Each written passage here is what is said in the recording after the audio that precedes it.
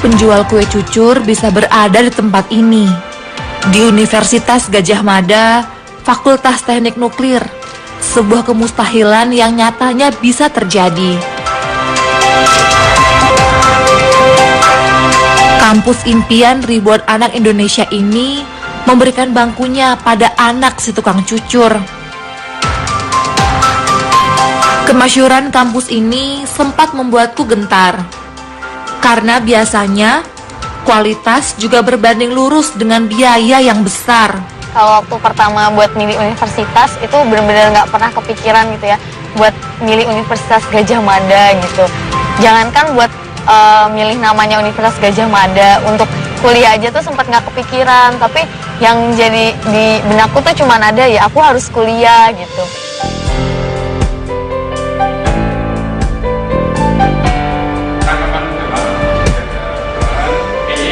Tapi disinilah aku. Saat ini, aku sudah memasuki semester 5. Beruntungnya aku, karena tak harus memikirkan biaya kuliah sepeser pun. Aku dibiayai negara untuk menuntut ilmu, hingga lulus menjadi sarjana melalui beasiswa bidik misi. Dulu waktu abis SMA dibilang sama orang lain, ngapain kamu kuliah?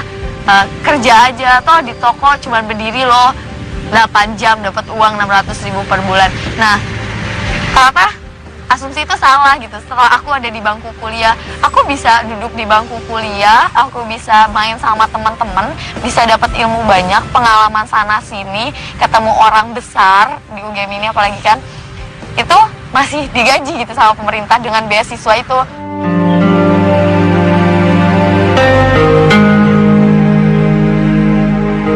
Aku ingat bagaimana kesulitan hidup membelit kami.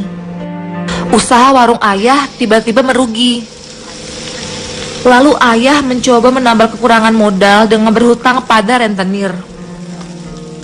Hutang yang tadinya tak seberapa malah menjadi ujung kehancuran ekonomi bagi keluargaku. Usaha ayah bangkrut dan kami sudah tak punya apa-apa lagi. Itu kelas SMA sih, tiap pagi jualan cucur, bantuin mama jualan cucur di pasar. Awalnya malu gitu ya, tapi lama-lama mikir kalau malu ya kita nggak akan berkembang. Toh ini nggak haram kok, ini halal.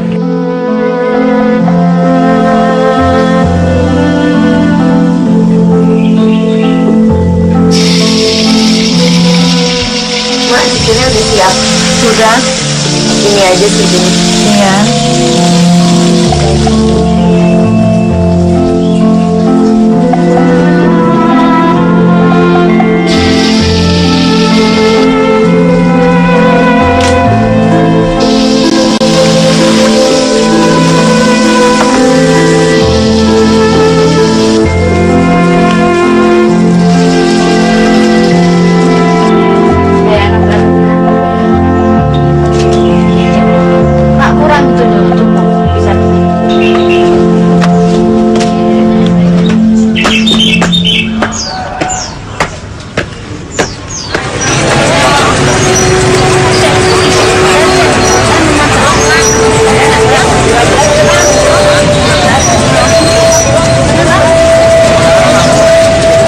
Sekedar untuk mencari ongkos ke sekolah, selepas subuh aku membantu ibu untuk berjualan kue cucur.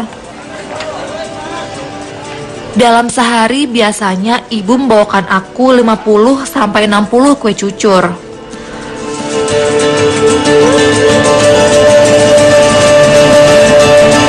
Kalau habis semua, omsetnya masih harus dibagi-bagi. Untuk ongkos sekolahku dan 4 adikku, untuk seliter beras, dan untuk modal berjualan besok. Hasilnya uang 2.000 untuk kami masing-masing pergi ke sekolah. Uang itu hanya cukup untuk ongkos angkot pulang pergi. Hanya sebatas itulah kemampuan ibu untuk menolong kami.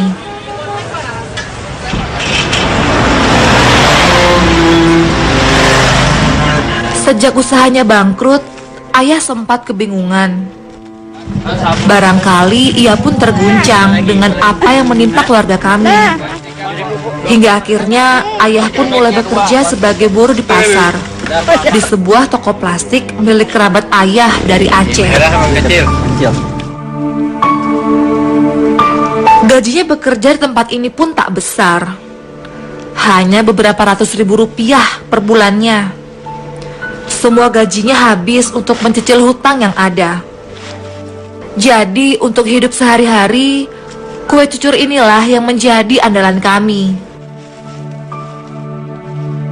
Meski ayah hanyalah seorang buruh, namun wibawanya tak pernah berkurang sedikit pun di mataku.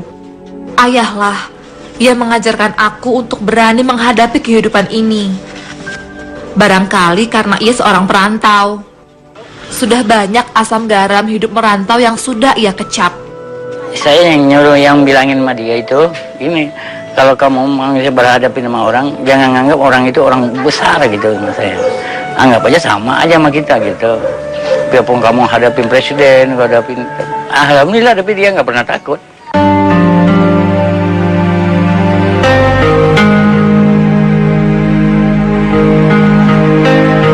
Ibuku adalah ibu rumah tangga biasa yang tak berpendidikan. Ibu hanya pernah mencicipi pendidikan di bangku SD saja. Tapi bagaimana ia berkorban untuk kami, itulah yang tak pernah diajarkan di sekolah manapun. Ibu rela menjual semua barang-barang yang dimilikinya agar kami tak kelaparan. Ia rela tak punya apa-apa lagi asal kami tetap bisa berangkat sekolah. Setelah tempat tidur, lemari, dan semua barang elektronik habis dijual, ibu pun harus menjual semua piring yang ia punya, sedikit demi sedikit. Aku sebagai anak pertama gitu, ya kelihatanlah kondisi rumah kok makin lama ini nggak ada, itu nggak ada, kemana. Terus sempat beberapa kali mergokin mama sih jual barang itu. Assalamualaikum. Waalaikumsalam. Berapa, Mbak? Jual piring. Mau dijual berapa, Mbak? Berapaan tuh, Bu? Menyaksikan ibu mengais semua yang tersisa, hatiku rasanya teriris. Kadang aku merasa, karena obsesiku untuk kuliah, ibu sampai harus melakukan semua ini. Ya, Assalamualaikum. Ya.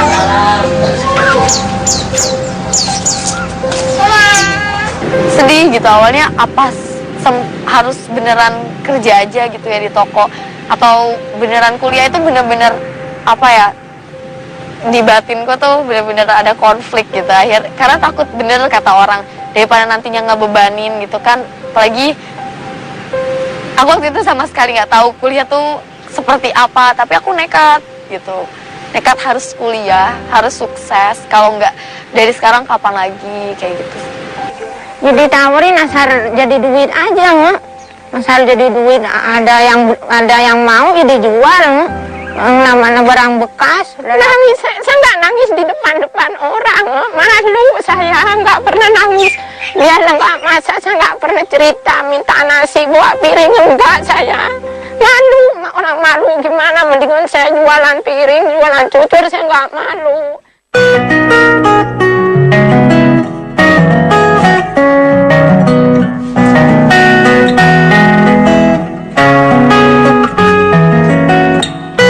Saat yang lain tengah terlelap adalah saat terbaik bagiku untuk belajar.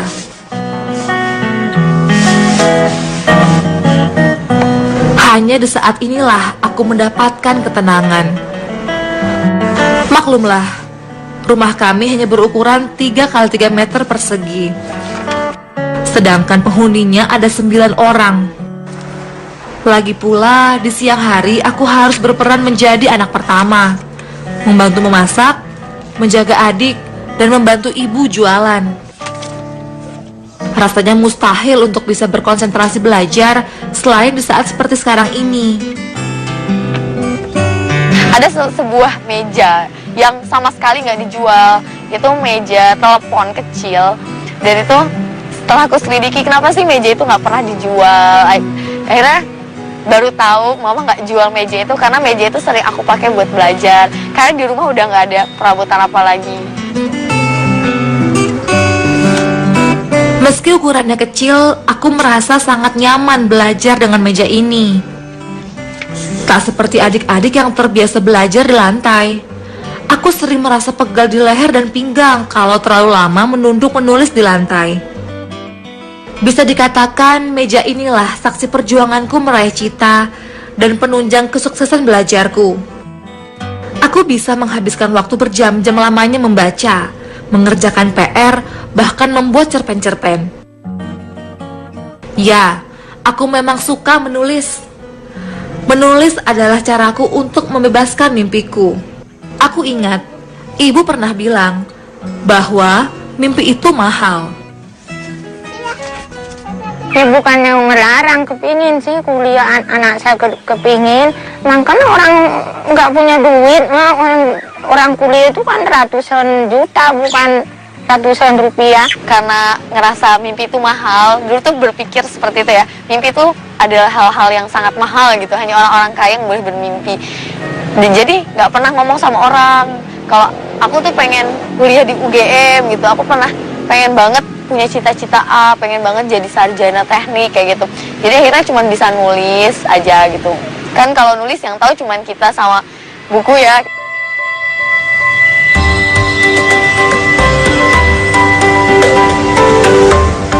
Aku bukan bermaksud melawan ibu, tapi aku justru mau membuktikan bahwa aku bisa. Siapapun boleh bermimpi, termasuk aku.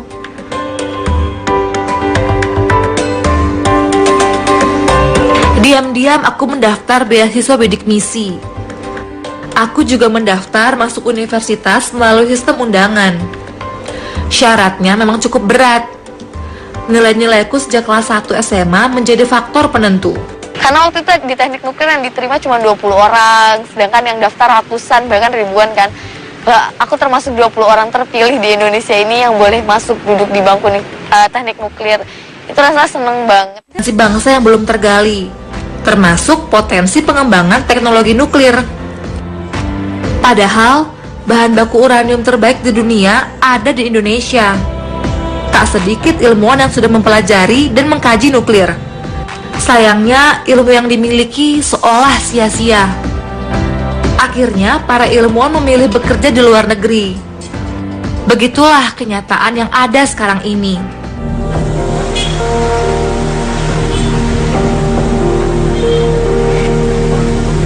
Kelak aku bercita-cita ingin menjadi seorang ahli nuklir. Ahli nuklir yang juga cakap di pemerintahan. Masuknya aku ke Fakultas Teknik Fisika dan program studi teknik nuklir bukanlah akhir dari perjuanganku. Belajar nuklir dulu, abis itu ntar kalau bisa S2, kita ambil S2, ambil ekonomi mineral. Aku punya cita-cita seperti itu, dan abis itu pengen coba masuk ke dunia politik gitu, pengen menyelami. Karena banyak ya menteri-menteri yang misalnya mereka nggak sesuai bidangnya, akhirnya ya kayak seperti ini, kayak gitu Mbak.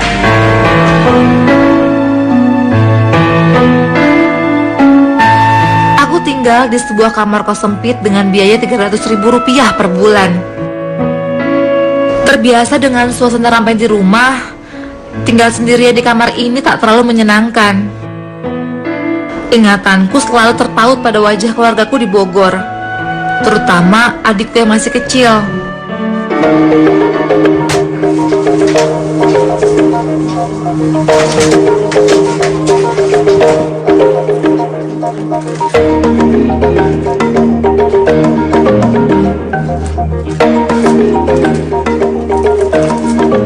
Jauh merantau juga membuat aku belajar hidup mandiri.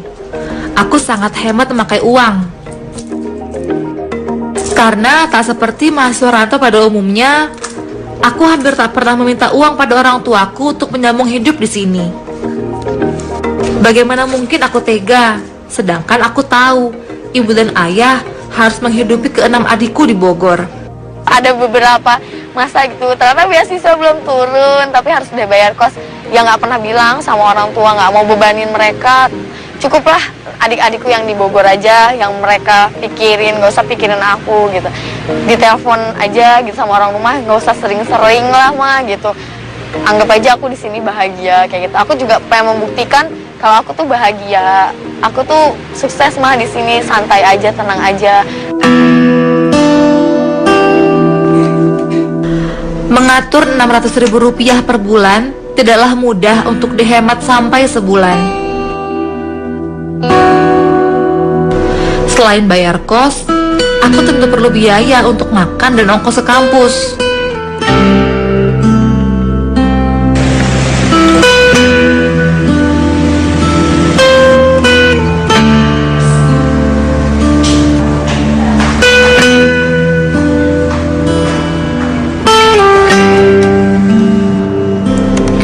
Ada kalanya kiriman beasiswa terlambat datang, seperti saat ini. Alhasil uang sebanyak itu harus bisa bertahan lebih dari 30 hari lamanya. Beruntung, kehidupan susah sudah mengajarkan aku untuk bertahan. Aku terbiasa makan hanya 2 kali sehari, siang hari dan malam saja. Mas, beli mie goreng 1. Pakai dulu deh. Nggak usah deh, mie-nya aja.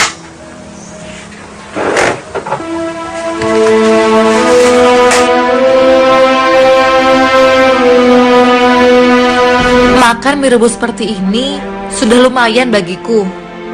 Yang penting aku tidak kelaparan.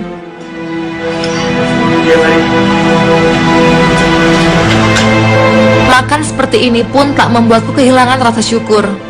Jika teringat beberapa waktu lalu, aku, ibu, dan adik-adikku bahkan pernah lebih sulit dari ini. Membagi jatah makan yang tak seberapa untuk 9 orang anggota keluarga. Yang paling sedih sih ketika ngeliat ayah harus pergi ya. Udah jam makan malam ayah tuh nggak di rumah tapi ayah pergi gitu. Karena awalnya kenapa sih ayah nggak mau makan di rumah? Ternyata abis itu tahu supaya porsi buat anaknya tuh nambah.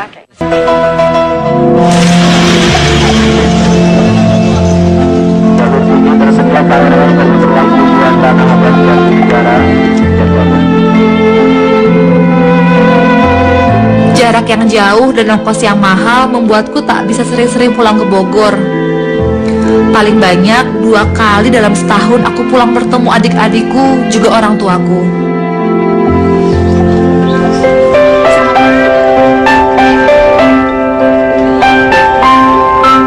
Rumah orang tuaku berada di Gang Barjo, Jalan Merdeka Bogor. Sebuah gang sempit di kawasan hunian padat.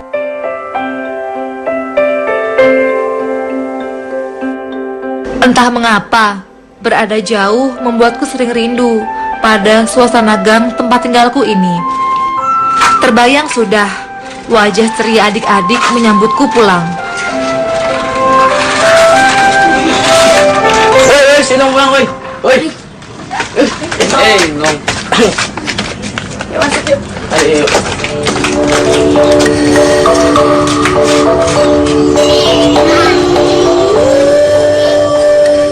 Inilah rumah kami.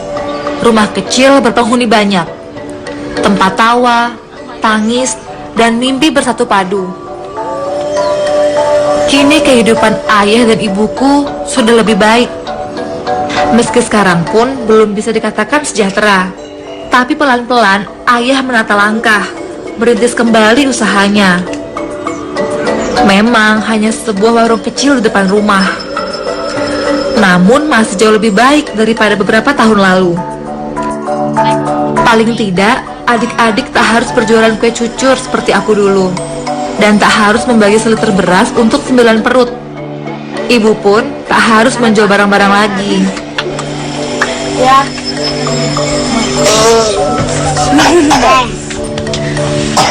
Hai. Gimana? Ini siapa? Rizky ya? Sini dek. Sini sama tante yuk. Gak mau. Malu-malu ya? Tante ingat tante nggak? Entah bagaimana melukiskannya. Bertemu mereka dan melihat mereka di hadapanku adalah kenikmatan luar biasa. Ayah dan ibu semakin terlihat tua. Gurat wajah mereka menggambarkan betapa berat hidup yang pernah mereka lewati. Begitu banyak hal yang ingin aku katakan sebagai ucapan terima kasihku pada ayah dan ibuku. Betapa bangga aku memiliki mereka berdua. Namun semua kata seolah tercekat di tenggorokanku.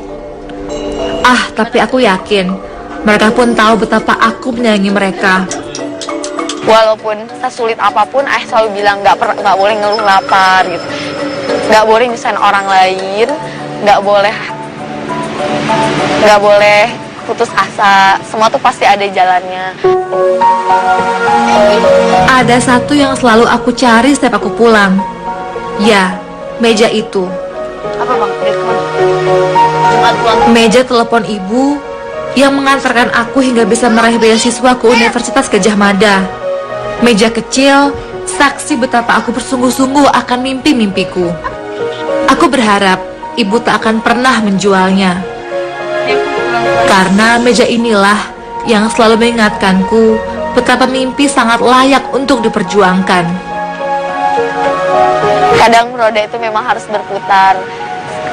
Bagaimana kita penerimaannya terhadap Allah, karena Allah tuh menguji manusia dengan sabar dan syukur.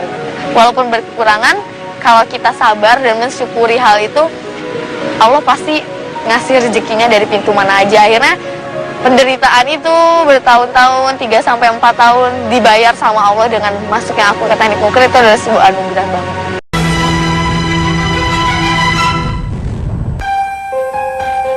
Sejarah asal mula orang Sunda selalu menjadi cerita misteri yang menarik untuk diungkap, baik dari sisi ilmu pengetahuan maupun supranatural. Dan tempat yang diyakini dihuni oleh nenek moyang pertama orang Sunda adalah Goa Pawon yang berlokasi di kawasan Gunung Pawon, Desa Masigit, Padalarang, Jawa Barat.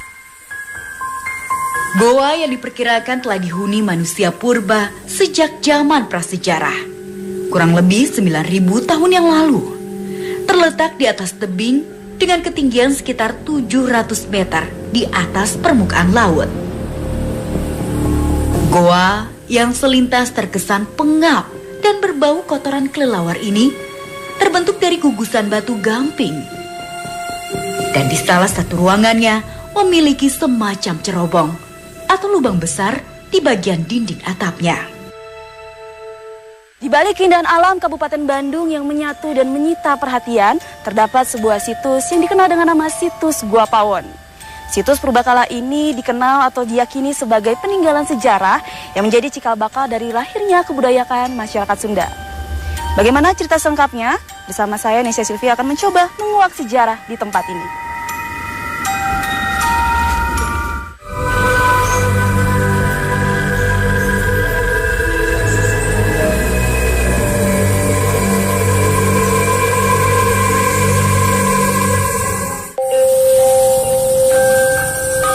Dalam perkembangannya, goa yang kini dijadikan sebagai tempat wisata andalan di daerah Padalarang banyak dikunjungi oleh warga masyarakat yang sekedar ingin melihat peninggalan masa prasejarah, sekaligus menikmati keindahan alam, atau yang sengaja datang berziarah untuk mendoakan leluhur tanah Sunda. Konon, ada beberapa nama tokoh gaib yang dipercaya sebagai leluhur yang dulu menghuni tempat ini. Ya, pernah saya bertemu gitu kan sama para leluhur di sini yang dipanggilnya Ibu Sepuh sama Rama Sepuh.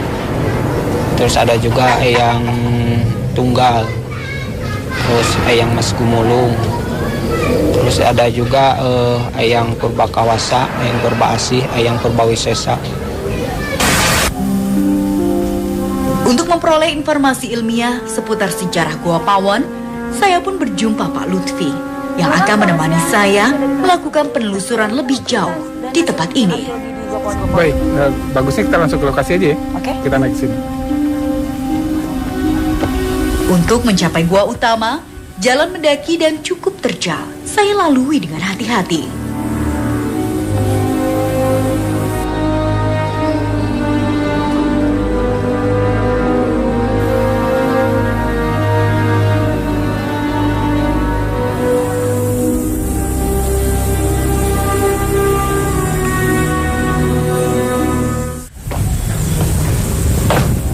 Nah, ini penelitian yang sudah kita lakukan selama ini di Goa Pawon. Ini kegiatan ekskavasi, 6 kotak sudah 3,20 meter. Kang Lutfi kan sebagai ketua dari tim penelitian dari Balai Arkeologi Bandung. Ya. Waktu melakukan penelitian di Goa Pawon ini khususnya menemukan apa, Kang? Banyak ya, saya katakan dari hasil penelitian arkeologi di Goa Pawon, saya katakan ini temuan sangat lengkap. tidak hanya sisa budaya yang kita dapatkan, jadi sisa budaya materi seperti yang selama ini didapatkan dari penelitian arkeologi, kita juga menemukan manusianya. Jadi artinya kita mendapatkan kehidupan yang cukup lengkap di Gua Pawon itu. Artefaknya sangat beragam, manusianya pun tidak hanya satu individu kita dapatkan. Dari hasil ekskavasi terakhir di 2014 yang lalu, paling tidak kita sudah mengumpulkan 6 individu yang kita temukan di Gua Pawon ini. Nah, kalau dari jenis-jenis artefak yang ditemukan untuk menunjang adanya indikasi kehidupan manusia purba di Gua Pawon ini apa saja, Kang? Nah, yang terbuat dari batuan, kita dapatkan ada perkutor, alat batu pukul. Kemudian kita dapatkan alat-alat serpih dari bahan obsidian berupa pisau, lancipan, gurdi. Kemudian dari tulang mereka ulah lebih lanjut, dari tulang-tulang yang mereka makan, mereka buru, tulang mereka buat jadi lancipan, jadi mata panah, ada lancipan tunggal, ada juga lancipan ganda di sana. Dan juga ada sisa perhiasan yang kita dapatkan di sini.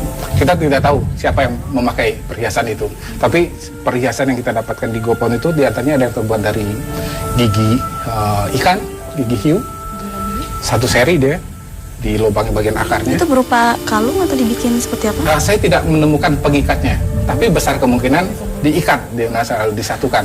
Kemudian juga dari bahan moluska. Itu cangkang moluska itu mereka olah juga jadi perhiasan. Kemudian dari taring kucing-kucingan, bisa aja dari harimau atau kucing hutan mereka olah jadi perhiasan. Meski dari usia, kerangka manusia yang ditemukan merupakan yang tertua di Jawa Barat. Namun, masih diperlukan penelitian lebih lanjut. Apakah benar manusia prasejarah yang mendiami Gua Pawon merupakan leluhur orang Sunda? Nah, kan saya kan juga mendengar cerita dari masyarakat bahwa katanya di sini merupakan tinggalan tulang belulang ini merupakan cikal bakal atau dari nenek moyang masyarakat Sunda sendiri. Itu bagaimana, Kang, sebenarnya? Iya, karena ya sampai sekarang kan asal-usul Sunda masih tanda tanya. Siapa sebenarnya Ki Sunda itu? Dari kalau kita lihat temuan arkeologi selama ini, kalau kita ambil kawasan geografis, Tatar Sunda, di Tambak Sari kita temukan satu gigi manusia purba. Umurnya di lapisan tanahnya 600.000 tahun yang lalu. Bisa juga jadi itu Ki Sunda. Tapi tanda tanya juga, apakah Gua Pawon? Nah, itu penting nanti dilakukan penelitian dari unsur DNA-nya. Kita bikinkan seriasi DNA-nya. DNA manusia Pawon, prasejarahnya yang disebut Ki Sunda, misalnya sudah dapat umurnya 9.500. Kalau misalnya dapat yang lebih bawah lagi, akan lebih tua lagi. Penamaan Gua Pawon sendiri berasal dari masyarakat sekitar. Pawon dalam bahasa Sunda berarti dapur. Karena pada saat pertama didatangi, di sekitar gua ini banyak ditemukan tulang belulang sehingga terlihat mirip sampah dapur.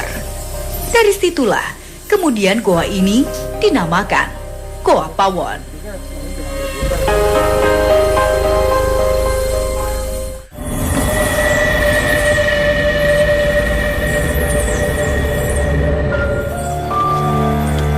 Mendengar sejarah Gua Pawon yang begitu panjang, saya pun tertarik untuk menggali informasi masa lalu dengan ditemani Sofi, rekan indigo saya.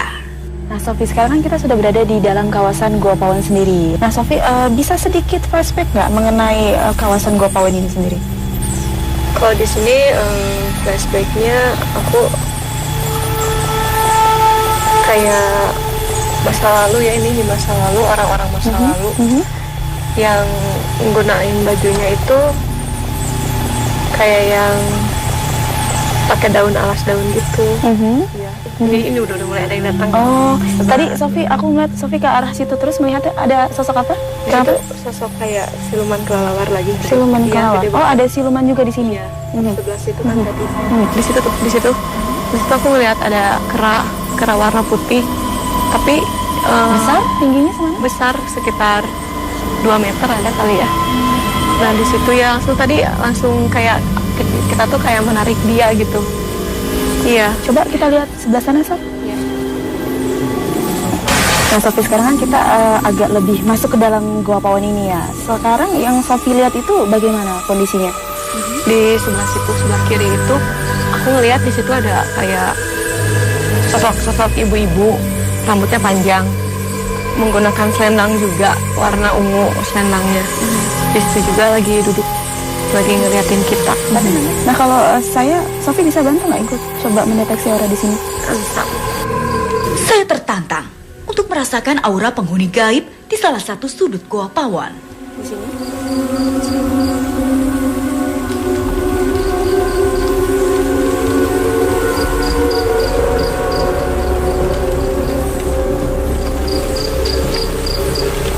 Nah ini sosok yang tadi, yang ibu-ibu yang menggunakan selendang ini, tepatnya ada di depan. Salaman aja ya.